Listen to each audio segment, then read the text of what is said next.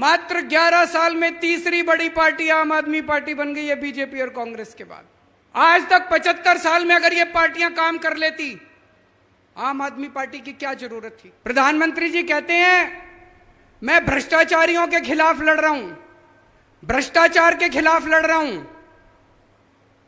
मैं प्रधानमंत्री जी को कहना चाहता हूं, मोदी जी, अगर आप भ्रष्टाचार के खिलाफ असल में लड़ रहे होते, सचमुच में लड़ रहे होते, सबसे पहले केजरीवाल आपको सपोर्ट करता, आपका समर्थन करता। आज पूरे देश में चर्चा हो रही है, कोई कितना भी बड़ा पापी हो, कोई कितना भी बड़ा अपराधी हो, किसी ने कोई भी पाप कर रखा हो, अपराध कर रखा हो, इनकी पार्टी में चले जाओ। मजाल किसी CBI, ED, income tax police वाले की हिम्मत हो जो छू दे उसको। इनकलाब, इनकलाब, वंदे वंदे। हमारी पार्टी छोटी सी पार्टी है, अभी बनी है, 11 साल हुए हैं। 11 साल कुछ भी नहीं होते। 11 साल तो भाई साहब, कितने लोगों से मैं मिलता हूं, एक एमएलए बनने के अंदर चप्पल घिस जाती है, जूते घिस जाते हैं, पूरी जिंदगी बीत जाती है, तब बड़ी मुश्किल से कोई एमएलए बनता है। ये तो पुराने जमाने में, पुराने जन्म में कोई पुण्य किए होंगे हम लोगों ने, कि 11 साल के अंदर इस देश के लोगों ने इतनी प्यार दिया, इतना विश्वास किया, इतनी मोहब्बत दी हम लोगों को। मात्र 11 साल में इस छोटी सी पार्टी की 2 राज्यों के अंदर सरकार बन गई। गुजरात में 5 एमएलए आ गए, गोवा में 2 एमएलए आ गए, राज्यसभा में 10 एमपी आ गए, लोकसभा में 1 एमपी आ गया और राष्ट्रीय पार्टी का दर्जा मिल गया। ये छोटी पार्टी नहीं, छोटी बात नहीं।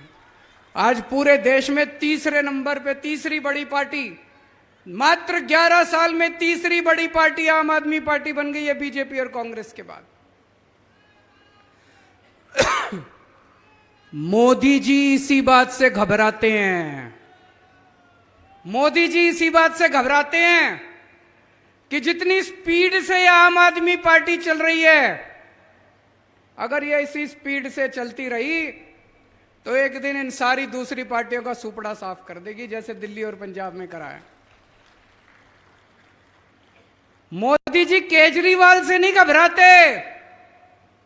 आम आदमी पार्टी से नहीं घबराते, मोदी जी आप लोगों की ताकत से घबराते हैं, जनता की ताकत से घबराते हैं। जनता के अंदर जो उम्मीद पैदा की है आम आदमी पार्टी ने, आज तक 75 साल में अगर ये पार्टियां काम कर लेती, आम आदमी पार्टी की क्या जरूरत थी। आप खुद सोच के देखो, दिल्ली में जब हम चुनाव लड़े, लोगों ने हमको क्यों वोट दिया। उसके पहले तो हमको कहीं मौका नहीं मिला था, हमने कोई काम नहीं करके दिखाया था, कुछ नहीं करा था। अन्ना आंदोलन हुआ था, अन्ना आंदोलन के बाद लोगों ने हमको वोट दे दिया। उसके पहले बीजेपी और कांग्रेस होती थी। अगर ये बीजेपी और कांग्रेस काम कर लेती, अच्छा काम कर लेती, तो दिल्ली में आम आदमी पार्टी को लोग क्यों वोट देते। पंजाब में अगर ये अकाली दल, बीजेपी और कांग्रेस वाले काम कर लेते, पंजाब में आम आदमी पार्टी को लोग क्यों वोट देते। हरियाणा में अगर बीजेपी और कांग्रेस वाले काम कर लेते, भाई साहब ये 11,000 लोग आज शपथ ग्रहण करने आए, ये उनके तंबू के नीचे बैठे होते, हमारे तंबू के नीचे नहीं बैठे होते। तो ये आप लोगों की ताकत से घबराते हैं, जो जनता के अंदर उम्मीद पैदा की आम आदमी पार्टी ने। आपके बच्चों की बात करते हैं हम, आपके परिवार की बात करते हैं, आपके दुख दर्द की बात करते हैं। आज हरियाणा जैसे चक्की होती है ना, चक्की के 2 पार्ट होते हैं, ऐसे ही इन 2 पार्टियों के पार्ट के अंदर हरियाणा पिस रहा है, बुरी तरह से पिस रहा है, दोनों पार्टियों के बीच में। एक पार्टी है हरियाणा में, वो कहती है हम जाटों की पार्टी हैं, सारे जाट जाट हमको वोट दो, हम जाटों का भला करेंगे। दूसरी पार्टी है, वो कहती है हम नॉन जाटों की पार्टी हैं, नॉन जाट हमको वोट दो, हम नॉन जाटों का भला करेंगे। भाई साहब हरियाणा की जनता ने दोनों को मौके दे के देख लिए। ना तो ये जाट वालों पार्टी ने जाटों का भला किया, और ना नॉन जाट वालों ने नॉन जाट का भला किया। अब आम आदमी पार्टी आई है, हम तो कह रहे हैं जी हम तो 36 बिरादरी की पार्टी है, हम तो सबकी पार्टी हैं, हम तो जाटों की भी पार्टी हैं, नॉन जाटों की भी पार्टी हैं। तुम्हारे बच्चों के लिए स्कूल बनवा देंगे, तुम्हारे बच्चों के लिए नौकरी का इंतजाम कर देंगे, तुम्हारे बच्चों का भविष्य बना देंगे, तुम्हारे घर में कोई बीमार होगा उसका फ्री में शानदार इलाज करा देंगे, अस्पताल बनाएंगे, सड़कें बनाएंगे, बिजली मुफ्त दे देंगे। अकेली पार्टी है जो आपकी बात करती है, आपके घर की, आपके परिवार की, आपके दुख दर्द की बात करती है। आज पूरे देश में मैं रोज देखता हूं बुरा हाल मचा पड़ा है, चारों तरफ भ्रष्टाचारी भ्रष्टाचार, गुंडागर्दी, लूटपाट। प्रधानमंत्री जी कहते हैं मैं भ्रष्टाचारियों के खिलाफ लड़ रहा हूं, भ्रष्टाचार के खिलाफ लड़ रहा हूं। मैं प्रधानमंत्री जी को कहना चाहता हूं, मोदी जी अगर आप भ्रष्टाचार के खिलाफ असल में लड़ रहे होते, सचमुच में लड़ रहे होते, सबसे पहले केजरीवाल आपको सपोर्ट करता, आपका समर्थन करता। मेरे को आम आदमी पार्टी से प्यार नहीं है, मैं देश के लिए आया हूं। यहां जितने लोग बैठे हैं ये कोई आम आदमी पार्टी के लिए नहीं आए, ये देश बदलने की उम्मीद लेके आए हैं सब लोग। हम सब लोग आम आदमी पार्टी वाले आपका समर्थन करते अगर आप वाकई भ्रष्टाचार के खिलाफ लड़ रहे होते। मोदी जी एक स्टेट में गए, जाके उन्होंने कुछ नेताओं के नाम लिए, बोले इन नेताओं ने 70,000 करोड़ का भ्रष्टाचार कर दिया, इन नेताओं ने 70,000 करोड़ का भ्रष्टाचार कर दिया, इनको मैं जेल में डालूंगा। भाई साहब 4 दिन के बाद उन नेताओं ने भारतीय जनता पार्टी ज्वाइन कर ली, मोदी जी ने उसको उप मुख्यमंत्री बना दिया। यह भ्रष्टाचार के खिलाफ लड़ाई है? ये तो नौटंकी है, ये तो भ्रष्टाचार के खिलाफ लड़ाई नहीं है। और ये एक बार हुआ तो सोच लेते, पूरे देश में रोज यही नौटंकी चल रही है। कभी इस राज्य में जाके कहते हैं कि यहां का मुख्यमंत्री चोर है, कभी उस राज्य में जाके कहते हैं यहां के नेता चोर है। 2 दिन में वो नेता भारतीय जनता पार्टी में चले जाते हैं और मोदी जी उनको कोई मंत्री बना देते हैं, कोई कुछ बना देते हैं, सब लोगों को पार्टी में शामिल कर लेते हैं। ये तो भ्रष्टाचार के खिलाफ लड़ाई नहीं है दोस्तों। आज पूरे देश में चर्चा हो रही है, कोई कितना भी बड़ा पापी हो, कोई कितना भी बड़ा अपराधी हो, किसी ने कोई भी पाप कर रखा हो, अपराध कर रखा हो, इनकी पार्टी में चले जाओ। मजाल किसी CBI, ED, income tax police वाले की हिम्मत हो जो छू दे उसको। आपका बेटा अगर किसानों को अपनी जीभ के नीचे कुचल दे, इनकी पार्टी में चले जाओ, आपके ऊपर कोई कुछ नहीं होगा, आप खुलेआम घूम लेना। आप अगर लड़कियों को छेड़ के आते हो, आपका बेटा अगर लड़कियों के साथ गलत काम करके आ जाए, इनकी पार्टी में चले जाओ, पूरा संरक्षण मिलेगा। आज पूरे देश में चर्चा हो रही है, कितना ही बड़ा भ्रष्टाचार कर लो, कितना ही बड़ा डाका डाल लो, कितना ही बड़ा अपराध कर लो, इनकी पार्टी में चले जाओ, पूरा संरक्षण मिलेगा आपको। आज क्या माहौल है? भ्रष्टाचारी कौन है? भ्रष्टाचारी वो नहीं है जिसको ईडी ने पकड़ के जेल में डाल दिया। भ्रष्टाचारी वो है जो ईडी के डर से बीजेपी में चला गया। जिसको ईडी ने पकड़ के जेल में डाल दिया और जो अभी तक बीजेपी में नहीं गया, भाई साहब वो कट्टर ईमानदार है, ये समझ लेना। क्योंकि उसे पता है कि आज नहीं तो कल बाहर तो आ ही जाऊंगा। लेकिन जिसने बेईमानी कर रखी है, जिसने बेईमानी कर रखी है, उसको पता है अगर ईडी ने पकड़ लिया तो पूरी जिंदगी जेल जाना पड़ेगा, वो तुरंत उठ के बीजेपी में चला जाता है। तो एक चीज समझ लो, भ्रष्टाचारी कौन है और ईमानदार कौन है। जो आदमी ईडी के डर से बीजेपी में चला गया वो भ्रष्टाचारी है, और जो ईडी की रेड के बावजूद अगर ईडी ने गिरफ्तार कर लिया और बीजेपी में नहीं जा रहा, वो कट्टर ईमानदार है। पूरे देश में आज चर्चा हो रही है कि प्रधानमंत्री जी का एक दोस्त है। कौन है? कौन है?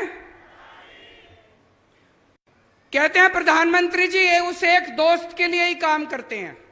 पूरे देश में चर्चा है, मैं नहीं कह रहा, गली गली में, नुक्कड़ नुक्कड़ पे, चाय की दुकान पे, पान की दुकान पे यही चर्चा है कि प्रधानमंत्री जी एक ही आदमी के लिए काम करते हैं, एक ही दोस्त के लिए काम करते हैं। और आजकल तो चर्चा उल्टी होने लगी है कि असल में ये दोस्त ही देश चला रहा है, सारे निर्णय वो दोस्त ही ले रहा है, प्रधानमंत्री जी निर्णय नहीं ले रहे। जनता में चर्चा है, जनता में चर्चा है। लोग मेरे को आके बताते हैं कि जी दोस्त ही देश चला रहा है, कानून उस दोस्त के ऑफिस से बन के आते हैं और पास होते हैं, वो दोस्त ही निर्णय लेता है। और जब आप वोट डालने जाते हो, आप सोचते हो मैंने मोदी जी को वोट दिया, आपका वोट मोदी जी तक नहीं पहुंचता, आपका वोट मोदी जी के जरिए उनके दोस्त तक पहुंचता है, आपका वोट दोस्त के पास जाता है। जब आप वोट डालने जाओ तो यह समझ लेना, यह स्थिति बेहद खतरनाक है कि अगर कोई एक दोस्त देश चला रहा है तो यह स्थिति बड़ी खतरनाक है। ये लोग कह रहे हैं हम केजरीवाल को गिरफ्तार करेंगे। मैं उनको कहना चाहता हूं मेरे को तो गिरफ्तार कर लोगे, मेरी आवाज को कैसे दबाओगे, मेरी आवाज को कैसे रोकोगे? आप मुझे गिरफ्तार कर लो, मोदी जी मेरे को गोली मार दो, केजरीवाल मर जाएगा, लेकिन आपके नींद के अंदर भी आपको मेरी आवाज सुनाई देगी, आपके कानों में मेरी आवाज गूंजेगी। मरने के बाद भी मेरी आवाज आपको चैन से सोने नहीं देगी। मोदी जी, अंग्रेजों ने भी यही सोचा था। भगत सिंह अंग्रेजों के खिलाफ खूब बगावत किया करते थे। अंग्रेजों ने सोचा इसको जेल में डाल दो, उन्होंने भगत सिंह को जेल में डाल दिया। जैसे ही जेल में डाला, घर घर के अंदर भगत सिंह की आवाज पहुंच गई दोस्तों। फिर उन्होंने सोचा भगत सिंह को फांसी दे दो, भगत सिंह को फांसी दे दी। भगत सिंह के विचार और भगत सिंह की आवाज आज 100 साल के बाद भी इस देश के कोने कोने में गूंज रही है। मैं मोदी जी से पूछना चाहता हूं, मेरे को गिरफ्तार तो कर लोगे, मेरी आवाज को कैसे रोकोगे, मेरे विचारों को कैसे रोकोगे, मेरी सोच को कैसे रोकोगे? मैं उनको कहना चाहता हूं मेरे को फांसी तो दे दोगे, गोली तो मार दोगे। कहते मोदी जी के खिलाफ बहुत बोलते हो तुम, प्रधानमंत्री के खिलाफ बहुत बोलते हो तुम। तो आज मैं एक पेशकश करना चाहता हूं प्रधानमंत्री जी को।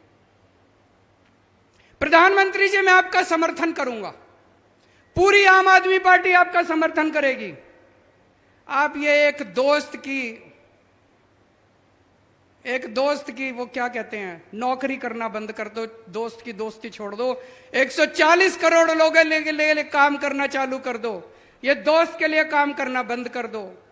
ये चोर उचक्के भ्रष्टाचारियों को संरक्षण देना बंद कर दो। इनको अपनी पार्टी के अंदर जितने चोर उचक्के बैठे हैं उनको सबको जेल भेज दो। देखो मैं तो क्या, ये सारा देश आपका साथ देगा। लेकिन अगर इस देश को कोई एक दोस्त चलाएगा, अगर इस देश के अंदर भ्रष्टाचारियों को, पापियों को, अपराधियों को संरक्षण दिया जाएगा, तो अपनी जान की परवाह किए बिना इस देश का एक एक बच्चा आपकी खिलाफत करेगा।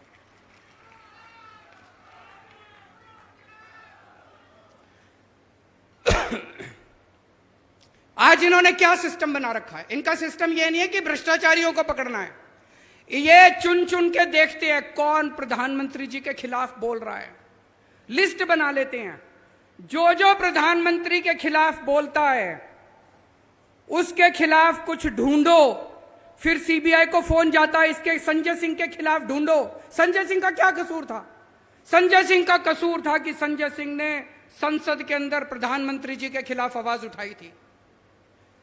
संजय सिंह के खिलाफ कुछ ढूंढो, इसके खिलाफ कुछ ढूंढो। अगर कुछ नहीं मिलता तो कहते हैं कुछ मारो, किसी को पीटो, इसके घर में सबूत डाल दो, फर्जी केस बना दो और पकड़ के उसको जेल में डाल दो। यह सिस्टम आज इन लोगों ने बना रखा है। ऐसे देश तरक्की नहीं कर सकता दोस्तों। आज ये शपथ लेने के बाद आप लोगों को घर घर जाना है, पूरे हरियाणा के अंदर एक एक घर में जाना है। डरना नहीं है, मन से डर निकाल देना। आप में से एक एक आदमी को भगत सिंह बनना है। ये कहते हैं हम केजरीवाल को गिरफ्तार कर लेंगे, ये इतने सारे जो सामने बैठे हैं सारे केजरीवाल है, किस किस को गिरफ्तार करोगे? हजारों लाखों केजरीवाल है, किस किस को गिरफ्तार करोगे? आप सब लोग को केजरीवाल बनना है, डरना नहीं है, घबराना नहीं है। घर घर में जाना है और ये सारी बातें बतानी है कि किस तरह से देश को लूटा जा रहा है, किस तरह से पूरे देश को बर्बाद किया जा रहा है। जब आप किसी के घर में जाओगे, उनसे बात करोगे, तो हमारे देश के अंदर कुछ लोग हैं जिनको अंधभक्त कहा जाता है कि नहीं है? उनसे उलझना मत। दो कैटेगरी है, कोई भी आदमी या तो अंधभक्त है या देशभक्त है। अंधभक्त देशभक्त नहीं हो सकता और देशभक्त अंधभक्त नहीं हो सकता। अंधभक्तों से उलझना मत, वो टाइम खराब करते हैं, उन्होंने बदलना नहीं है, उनको देश से कोई लेना देना नहीं है, उनको भारत माता से कोई लेना देना नहीं है। कोई अगर ज्यादा उलझने की कोशिश करे, उनको नमस्कार करके आगे बढ़ जाना। देशभक्तों से बात करना बस। देशभक्त आपकी बात सुनेंगे, वो देश की तरक्की चाहते हैं, भारत की तरक्की चाहते हैं, भारत माता की तरक्की चाहते हैं। घर घर के अंदर जाना। आज सबसे बड़ी देशभक्ति का काम है केंद्र के अंदर बैठी भ्रष्ट भाजपा सरकार को हराना। जितने देश के अंदर देशभक्त है, सबको इकट्ठे होकर एक ही काम करना चाहिए, किसी भी तरह इस सरकार को हराना है। और जितनी युवा शक्ति है, सभी युवाओं को मैं कहना चाहता हूं कि आने वाला भारत, उसकी जिम्मेदारी आपको उठानी है और आपका भविष्य दांव पे लगा हुआ है। सभी युवाओं को मैं आज अपील करना चाहता हूं कि ज्यादा से ज्यादा संख्या में आम आदमी पार्टी के साथ जुड़े, इस देशभक्त पार्टी के साथ जुड़े, कट्टर ईमानदार पार्टी के साथ जुड़े। चूंकि आज इतने सारे आम आदमी पार्टी के कार्यकर्ता आए हुए हैं, इतने सारे पदाधिकारी आए हुए हैं, मैं एक चीज और कहना चाहता हूं। आम आदमी पार्टी की विचारधारा 3 स्तंभों पे खड़ी है। 3 स्तंभ है हमारे। आम आदमी पार्टी में आके आपको केजरीवाल की भक्ति नहीं करनी, आपको किसी नेता की भक्ति नहीं करनी। हमारी पहला स्तंभ है, हमारी पहली विचारधारा है कट्टर देशभक्ति। कट्टर देशभक्ति। आपको भारत माता के लिए अपना तन मन धन परिवार, पहले फर्स्ट नेशन फर्स्ट, पहले देश, आपको उसके लिए तन मन धन कुर्बान करने के लिए तैयार रहना अगर जरूरत पड़े तो। दूसरी विचारधारा है कट्टर ईमानदारी। बेईमानी को हम गद्दारी का दर्जा देते हैं। अगर कोई बेईमानी करता है समाज के साथ, देश के साथ, कोई भी बेईमानी करता है, वो इसका मतलब देश के साथ गद्दारी कर रहा है। आपको ईमानदारी से रहना है। और तीसरा है इंसानियत। चाहे कोई किसी जात का हो, चाहे कोई किसी धर्म का हो, जरूरत पड़ने पे सबको एक दूसरे की मदद करनी है, किसी का दिल नहीं दुखाना। कोई बीमार हो, कोई कैसा भी हो, सबकी मदद करनी है, चाहे किसी जात का हो, किसी धर्म का हो, चाहे कोई हो, सबकी मदद करनी है एक दूसरे की। ये 3 विचारधाराएं हैं आम आदमी पार्टी की। इसको सब लोग साथ लेके जाना। पूरे देश के अंदर अभी एक तरह से कीचड़ फैला हुआ है, जिसमें इनका ये कमल खिला हुआ है। इस कीचड़ की सफाई कैसे करोगे? झाड़ू से। इस कीचड़ की सफाई जिस दिन कर दी, कमल अपने आप खिलना बंद हो जाएगा। भारत माता की।